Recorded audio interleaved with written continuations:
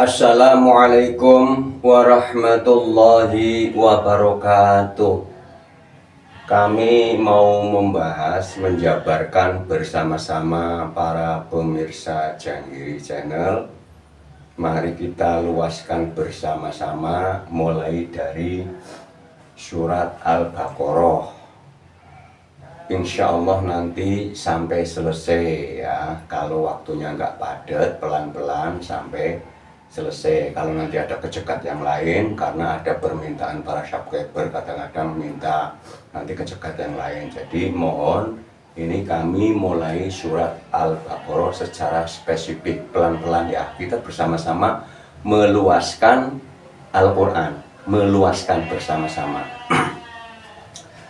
Ini kami beri judul Al-Baqarah, yang arti globalnya sapi betina, tapi yang bersuara kok kambing. Kambing tetangga ya. Jadi intinya di saat kita membaca Al-Baqarah, satu ya, ini maknanya luas ya. Satu maknanya disuruh memahami sifat hewan, sifat sapi betina. Kita disuruh memahami. Ini bagi yang punya sapi, ini paham. Sapi betina kalau melahirkan, kasih sayangnya terhadap anaknya itu benar-benar jos. Anaknya ada yang narung, wah dibelain. Jadi kasih sayangnya sapi betina terhadap anaknya itu jos. Jadi di saat kami menjabarkan sapi betina, ini maknanya luas banget. Paling kami ambil beberapa makna saja. Nanti diluaskan ya, diluaskan. Jadi sapi betina, pertama kita yang membaca Al-Baqarah disuruh memahami kasih sayangnya sapi betina terhadap anaknya. Lah, perilaku sapi juga makannya selalu ke bawah. Hasil makanannya melihatnya ke bawah. Rumput itu ke bawah ya, itu yang original. Artinya sapi-sapi yang dulu itu makannya di bawah. Kalau sapi-sapi sekarang sudah berbeda. Kita disuruh originalnya sapi itu makan apa, kasih sayangnya bagaimana ya. Nah, di saat kita memahami sesuatu makna, nanti kita pahami lagi satu persatu. Ini intinya kasih sayang sapi betina. Sapi betina bisa menghasilkan sapi laki-laki, sapi jantan. Ya, artinya mengembang. Jadi meluaskan. Ayo kita luaskan makna. Arti daripada spesifik Al-Baqarah ini bisa disebut ta, bisa disebut ha. Ini namanya ta marbutoh, artinya bisa berubah, maknanya masih spesifik sama. Alif diartikan wujud, wujudnya lembut. Latif lam lembut. Baknya bapin, wujudnya lembut itu tidak terlihat ya. Kalau wujudnya lembut itu tidak terlihat. Qaf kudus suci, suci juga tidak terlihat. Roh ini kasih sayang, rahmat ya, berarti lari kepada kasih sayang ini untuk mempelajari kasih sayang sapi betina terhadap anaknya, makanannya. Ini kalau ha ini dhamir ha, kembali kepada yang wujud ya. Kalau ini diartikan ta, taubat juga artinya kembali ya. Jadi taubatan nasuha itu artinya kembali ke jalan yang lurus, kasih sayang. Karena Al-Fatihah ayat 7, kembali ke jalan yang lurus. Jalan yang lurus adalah jalan orang-orang yang engkau beri nikmat, itu di Al-Fatihah ayat 7. Berarti ada hubungannya dengan Bismillahirrahmanirrahim. Jadi kalimat Bismillahirrahmanirrahim itu pengenalan nama asma tentang kasih sayangnya Gusti Allah. Setelah itu kita jangan ke asma terus. Perilaku kita juga mengikuti perilakunya Gusti Allah, kasih sayang. Itu di dalam Bismillahirrahmanirrahim. Jadi bukan cuma ngucap, bukan cuma dawam, bukan cuma diwiridkan, tapi dilakukan, isinya berkasih sayang terhadap seluruh makhluk. Ini luas banget. Bagaimana berkasih sayangnya? Para syabir udah tahu ya. Mampunya kita di hal apa, di bidang apa, ya, semampunya masing-masing. Nanti ada di Al-Baqarahnya, la yukallifullahu nafsan illa wus'aha. Tuhan tidak membebani hambanya, ya, Gusti Allah tidak membebani hambanya. Artinya berperilaku kasih sayang itu mampunya. Ya, ini kami ajarkan ini bagi yang sehat jasmani dan rohani, ya, artinya yang, karena Al-Quran selalu di dalamnya ada la'alakum tatafakkarun, la'alakum ta'qilun, tentang akal, tentang pikiran. Terus ayat 1, ini ayat 1, kenapa sih ayat 1? Kalau di Al-Quran itu alif lam mim, artinya juga cuman alif lam mim. Kenapa? Karena alif lam mim itu artinya sangat banyak. Ini aja papan tulis, ini nggak semua, ini paling seperempat ini. Ini belum semua artinya ya. Kenapa alif lam mim? Kalau dibaca alif lam mim, ya nggak pas. Karena ini mimnya mim bertasydid, berarti mimnya 2, makanya itu panjang banget.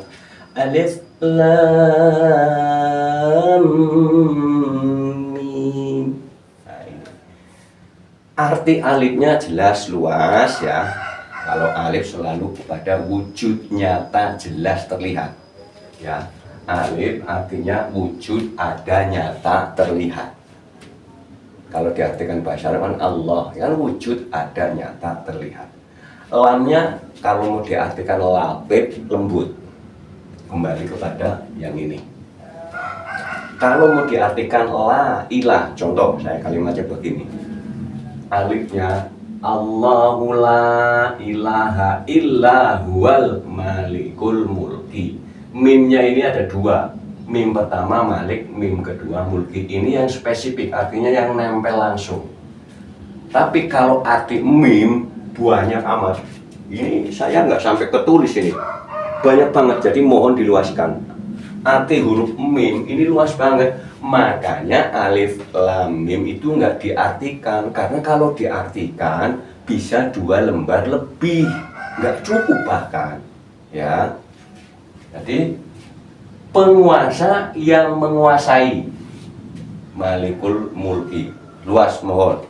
Ada pemilik yang memiliki, ada raja yang merajai, mohon, sangat luas maknanya ya. Penguasa yang menguasai, ada raja yang merajai, pemilik yang memiliki. Nah, ini sangat amat luas.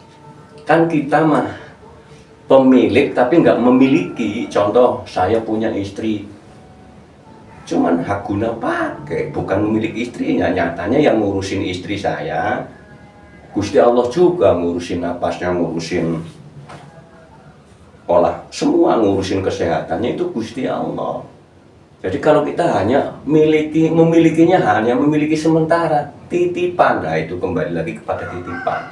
Kalau Gusti Allah penguasa menguasai full, raja merajai full, ya. Jadi ini sangat amat luas, mohon diluaskan maknanya, mohon diluaskan. Karena ini huruf mim ini ada muqaddim, mendahulukan. Apa saja, sangat amat luas ini. Kalimat mendahulukan juga luas. Ini kan mim. Mim. Ini mim. Muakhir, yang mengakhiri. Ini juga sangat amat luas maknanya. Jadi mohon diluaskan. Gusti Allah yang mendahulukan, Gusti Allah yang mengakhirkan atau mengakhiri. Ya, siapa yang akan didahulukan, siapa yang di bidang apa saja.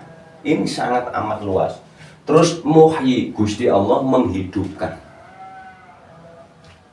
Mumit, Gusti Allah mematikan. Muksid, Gusti Allah mengadili. Jadi mohon, ini makna baru global ini. Jadi mohon diluaskan maknanya, diluaskan. Ini belum cukup, masih banyak banget. Ada mani' mencegah, ada mughni memberi kekayaan, ada majid mulia, ada muakhir dah, muqtadin kuasa, muta'ali tinggi, mutaqim mengancam, mujib memperkenankan. Ini mohon diluaskan. Ini sangat luas banget. Nanti nggak selesai. Ya mohon diluaskan. Nanti ini lanjutannya sampai ke ayat 3 seterusnya. Insya Allah kami akan membahas Al-Baqarah sampai selesai. Ya ini ya insya Allah. Tapi nanti kalau kecegat judul lain ya mohon maaf, itu pasti permintaan subscriber minta didahulukan. Jadi ini kami mau urut dari ayat 1 dan ayat 2 ya. Kenapa alif lam mim ini hanya ditulis di sebelahnya juga alif lam mim? Karena artinya maknanya sangat amat luas, tidak cukup 1 atau 2 lembar. Ya, kalau dibahas juga nggak cukup 1 hari. Ya, kalau dibahas ini sangat amat luas. Di sini aja ini lama kalau diterangkan spesifik secara detail. Ini di sini aja lama. Ini juga lama. Mendahulukan apa? Luas banget ini. Luas banget. Mohon mendahulukan apa? Luaskan. Di dalam diri kita dulu, jangan ke orang lain. Di dalam diri kita dulu. Ya.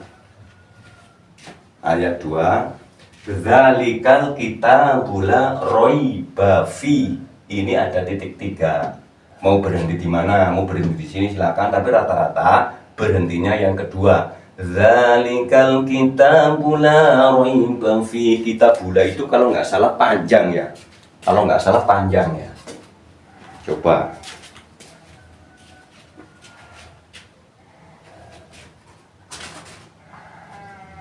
Nah, betul.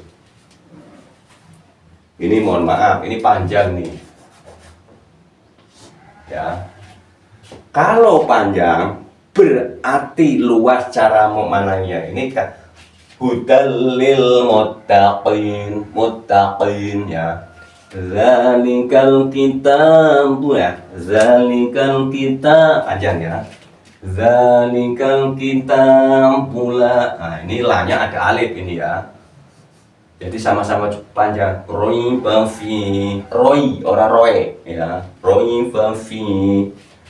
Berhenti hudal, ini tulisannya hudan karena ini kita bila guna hudal lil muttaqin. Ini ada ta 2 ini maknanya luas juga ini muttaqin. Jadi per hurufnya ini kalau dibahas juga sangat amat lama. Judulnya kita perhatikan, ini ada buka kurung ya, buka kurung ada berapa? Ini juga buka kurung. Artinya di sini tidak ada. Ini pelengkap yang kita jangan terbawa oleh pelengkap. Kalimatnya begini. Kitab ini, nah ini Al-Qur'annya kan buka kurung. Kitab ini tidak ada keraguan di dalamnya. Petunjuk bagi orang-orang yang bertakwa. Ini kalau saya tidak membawa buka kurung. Kalau saya bawa buka kurung. Kitab Al-Quran, nah kalau sudah kitab Al-Quran nanti mindsetnya ini karena ini buka kurung. Kalau diisi kalimat kitab Al-Quran, orang langsung ke mindset yang 30 juz. Padahal kalimatnya cuma kitab. Kitab itu ada Al-Quranul Qadim, ada Al-Quranul Karim. Al-Quranul Karim ini dihasilkan dari Al-Quranul Qadim. Begini, sebelum kami dulu belajar Al-Quranul Karim, itu mengenal lebih dulu Al-Quranul Qadim. Al-Quranul Qadim adalah bacaan yang lebih dulu. Kalau Al-Quranul Karim bacaan yang mulia atau yang dimuliakan. Bacaan yang lebih dulu apa? Umpama di dalam Al-Quranul Karim ini ada keterangan matahari, ada keterangan bumi. Kita sebelum belajar Al-Quran kan sudah kenal matahari lebih dulu. Sebelum kenal ini sudah kenal matahari dulu, namanya Al-Quranul Qadim. Sebelum kenal Al-Quran ini sudah kenal bumi, sudah kenal manusia, sudah kenal hewan, sudah kenal apa lagi? Kenal bapak, kenal ibu. Nah di sini ada keterangannya. Artinya Al-Quranul Qadim disuruh disinkronkan kepada Al-Quranul Karim. Ya, kalau kita membaca kalimat Al-Quran, kita diartikan lagi. Quran adalah artinya bacaan yang baik. Jadi begini, kitab yang isi bacaannya baik, karena Al-Quran artinya bacaan yang baik. Jangan terfokus lagi kepada ini. Kita buyarkan dulu. Karena kalimat Al-Quran itu bukan kurung, artinya di sini nggak ada. Di Arabnya nggak ada tulisan Quran, adanya tulisan kitab. Kitabnya hurufnya panjang. Berarti ya kitab apa saja, pembukuan apa saja. Ya, kitab yang isinya baik ini, itu aja. Tidak ada keraguan di dalam, ya, di dalamnya. Ia merupakan, ya, ia itu kepada siapa? Ya kepada bacaan. Kita sebelum membaca Al-Quran ini, kita sering membaca Al-Quranul Qadim. Al-Quranul Qadim itu yang disebut ayat-ayatnya, tanda-tandanya alam semesta. Langit bumi itu adalah ayat-ayatnya Gusti Allah. Ayat bahasa Indonesia, tanda-tandanya Gusti Allah itu ada. Ya. Kitab yang bacaannya baik ini, ini diartikan lagi. Kalau kitab Quran kan langsung lari ke yang 30 juz, ya, karena ini bacaan kitabnya luas. Tidak ada keraguan. Bagi siapa yang nggak ragu? Bagi orang-orang yang bertakwa. Hudan itu yang petunjuk bagi orang-orang yang bertakwa. Orang yang bertakwa jangan lihat status, lihat perilaku. Kalau kita melihat orang yang bertakwa, jangan lihat status, ya, tapi melihatnya perilaku. Perilakunya apa? Welas asih. Welas asih. Orang yang perilakunya welas asih itu berarti orang yang sudah mengikuti isi daripada kitabnya Gusti Allah. Kitab itu catatan, ya, catatan banyak. Ya, kalau diartikan Al-Quranul Karim ini juga isinya sangat amat banyak dan luas. Inti daripada isi adalah Bismillahirrahmanirrahim, kasih sayang. Jadi ini mohon nanti umpamanya kurang jelas lagi, nanti ada sambungannya. Ini saya akan sambung terus, ya. Insya Allah akan sambung terus. Andaikan kepotong, keselah video yang lain, itu pasti nanti permintaan para subscriber. Contoh, ini kan petunjuk. Mutakin ini kan udah kami jawab. Mu itu mengerjakan, takin itu takwa. Udah diulang-ulang, ya. Ini kalimatnya.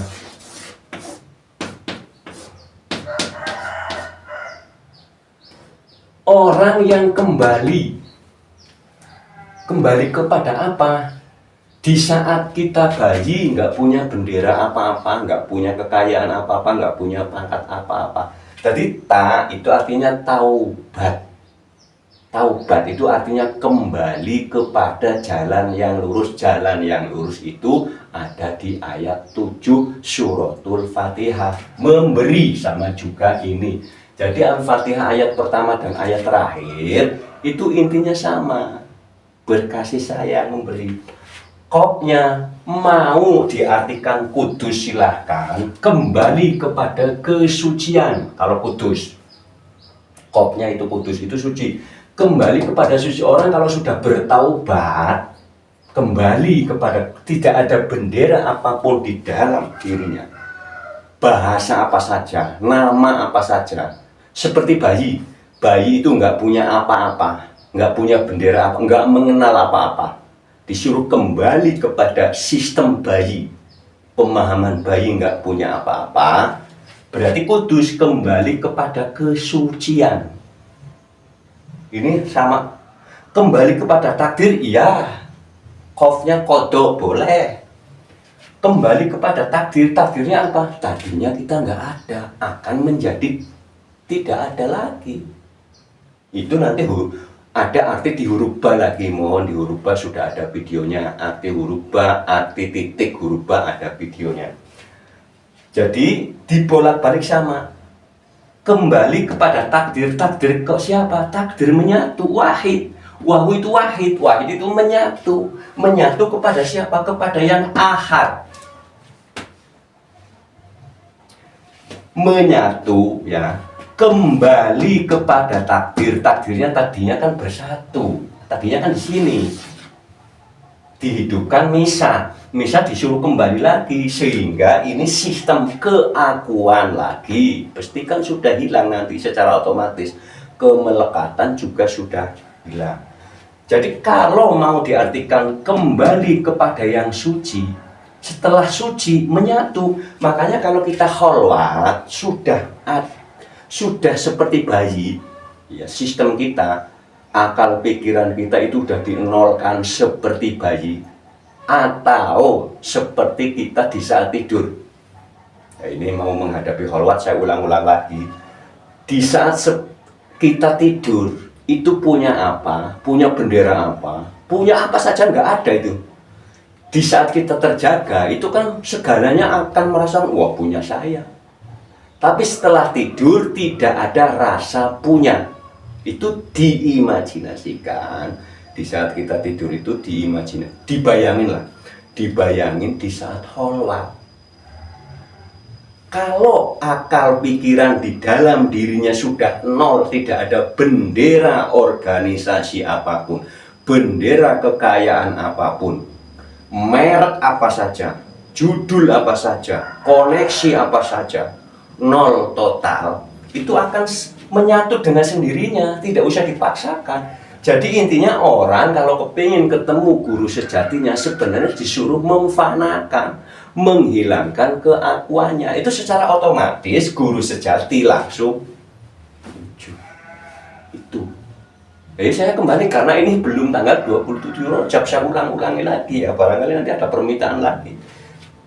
Takwa, orang yang taat adalah orang yang kembali kepada kesucian. Setelah suci akan menyatu, setelah menyatu akan menjadi satu yang disebut ahad. Ya, ini takwa secara spesifik. Takwa umum, kalau orang hidup, urip itu ya urub atau kulu wasrobu. Nanti ada lagi ayatnya di kalau nggak salah di Al-Baqarah ya. Hidup itu ya makan, kalau mau hidup ya makan. Ya, setelah itu ya berkasih sayang, memberi makan kepada siapa.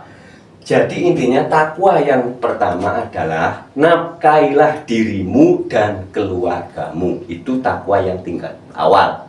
Kalau takwa yang tingkat tinggi adalah orang-orang yang sudah akan kembali kepada kehadirat.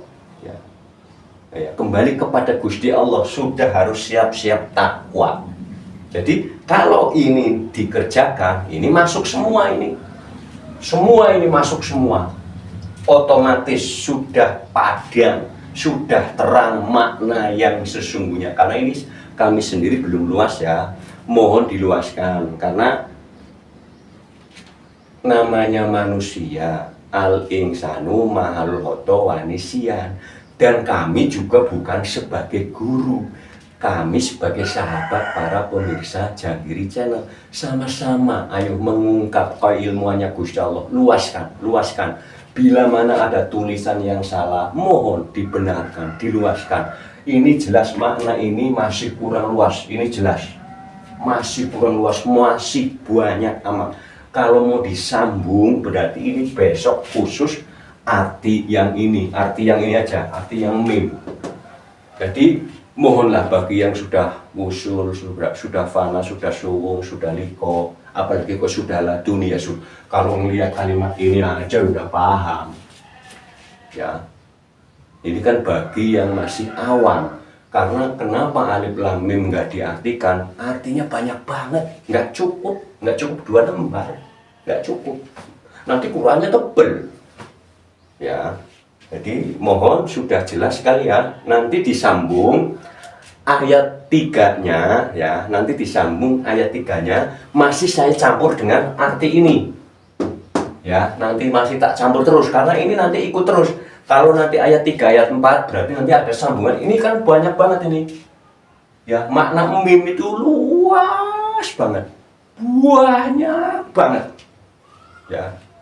Cukup sekian ya. Nanti disambung ayat 3 ayat 4, tapi saya campur dengan ini. Ya.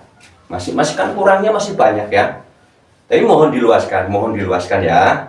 Mohon diluaskan. Terima kasih ya, saya tutup dulu.